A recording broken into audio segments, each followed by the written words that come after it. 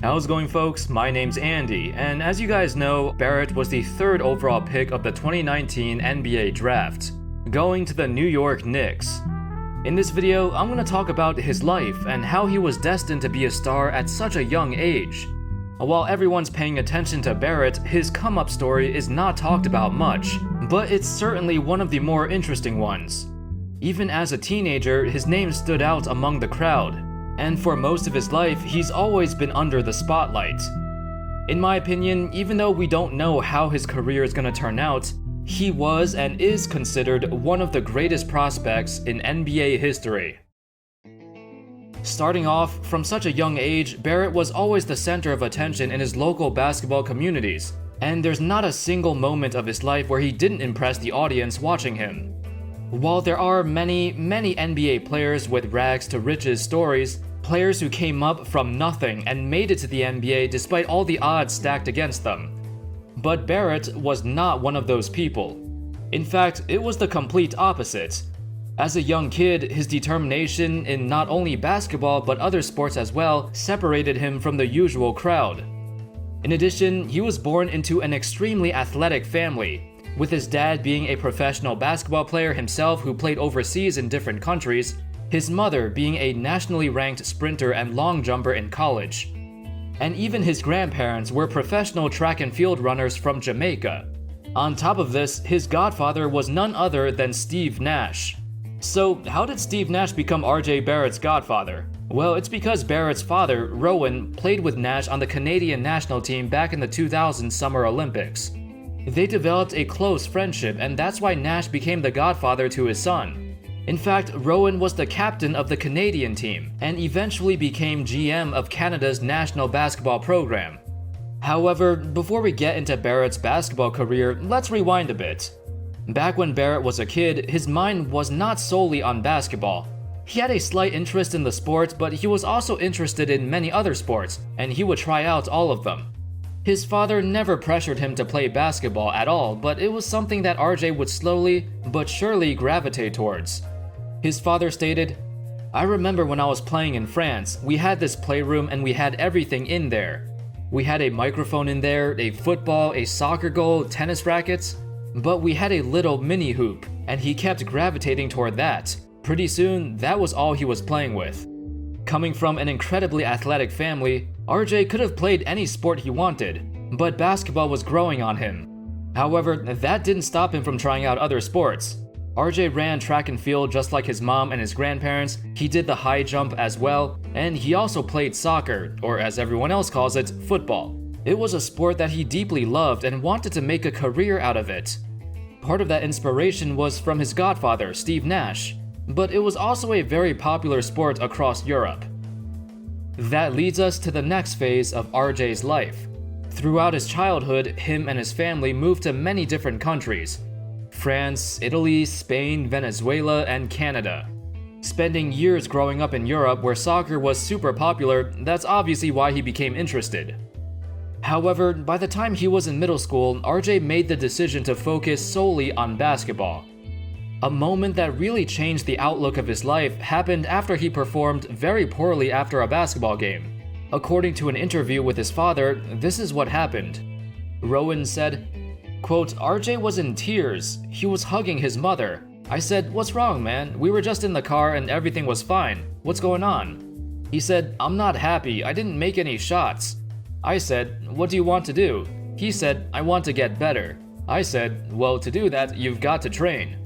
And he said, 'I want to do it now. I don't want to play soccer anymore. I don't want to miss any more of my basketball tournaments.' I was always ready, but he had to choose it, and once he chose it, off we went." Steve Nash had been around RJ for pretty much his entire life, and he knew RJ was extremely talented, but he had too much pressure on him. Quote, "In some ways, it's amazing what RJ knows at his age.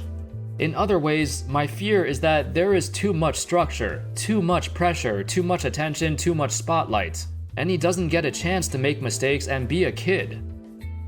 At this point, Barrett's family had already settled in Mississauga, Ontario in Canada. From that point on, everything went in the right direction. His rise to prominence in basketball also coincided with Canada's attempts to focus more on developing the sport. Since the 2000s, the Canadian national team has ramped up their efforts on more basketball programs, providing more funding, building new facilities, hiring better staff and trainers to compete with other countries. So Barrett was born at just the right time. By the time RJ was 14 years old, a freshman in high school, he became a national sensation. He led Canada's under-16 team to a silver medal at the FIBA Americas tournament, and also became just the 4th youngest player in history to participate in the Nike Hoop Summit. Then, a few years later, his biggest breakout happened. In the 2017 FIBA Under-19 World Cup, RJ led Canada to the championship, the first ever FIBA title in the history of Canada. Canada would defeat Angola, France, the United States, and Italy in the gold medal game.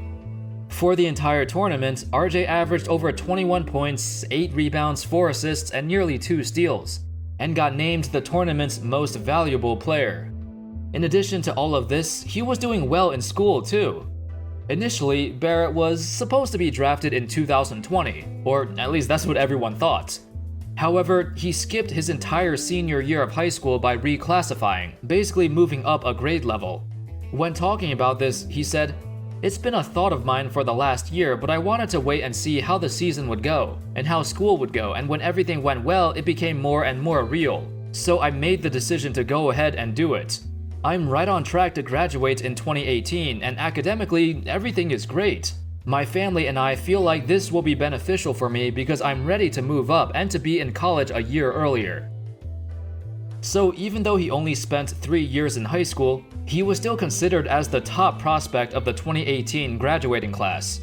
He was ranked number 1 from ESPN and Rivals.com, even ahead of Zion Williamson. Pretty much every major Division I school tried to recruit him, from Kansas and Kentucky to UCLA, Arizona, Texas, Oklahoma, but eventually he would attend Duke, teaming up with Zion as they became co-stars of the team.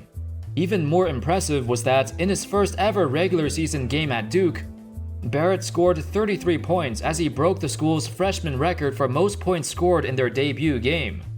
Now, as a 6'6", 200-pound shooting guard, Barrett was truly shining in the spotlight. Both RJ and Zion would average identical scoring numbers at 22.6 points a game, although Zion was more impressive overall as he scored way more efficiently. Throughout most of the 2018-19 season at Duke, Zion would be getting more and more attention as his draft stock improved in college. While RJ, on the other hand, he kinda dropped. I mean, he wasn't bad or anything like that, but the college level showed some vulnerabilities in his game. His inconsistent and rather mediocre shooting ability caught the attention of NBA scouts, and he would often have poor shooting nights and maybe a bit too trigger-happy. In his lone season at Duke, he averaged about 53% on his twos, but just 31% on his threes, and 66% at the free throw line. While he was an absolute star, it was Zion who leaped ahead of him and became the consensus number 1 pick. Anyway, by the time the 2019 draft started, Barrett would drop to number 3 and get selected by the New York Knicks. Now, we all know about the Knicks' reputation over the last few years. It hasn't been great, it hasn't been pretty, it's no secret. Players haven't been fond of the organization and are tired of losing. However, RJ has a special connection with New York and even has some family members living there. He said, quote, "It would be a lot of fun playing in the Garden. The bright lights, they have so much history down there. It would be amazing." He also gives credit to his late grandfather who made him fall in love with the Knicks. Since his grandparents were Jamaican, they rooted for the Knicks when they had Patrick Ewing, who was also Jamaican. Hopefully, RJ could turn this franchise around. It's been a long time since the Knicks were really good. From the looks of it, he really does love the franchise and he wants to lead them to success.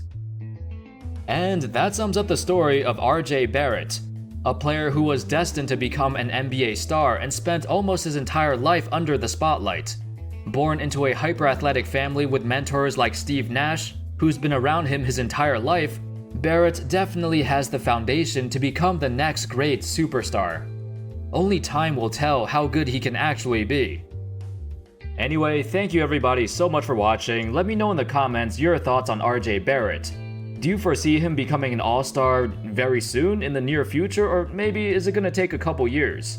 Let me know if you think he's gonna be the best player from this draft class. I think it's very possible. I hope you guys enjoyed the video, and as always, I'll see you next time. Peace.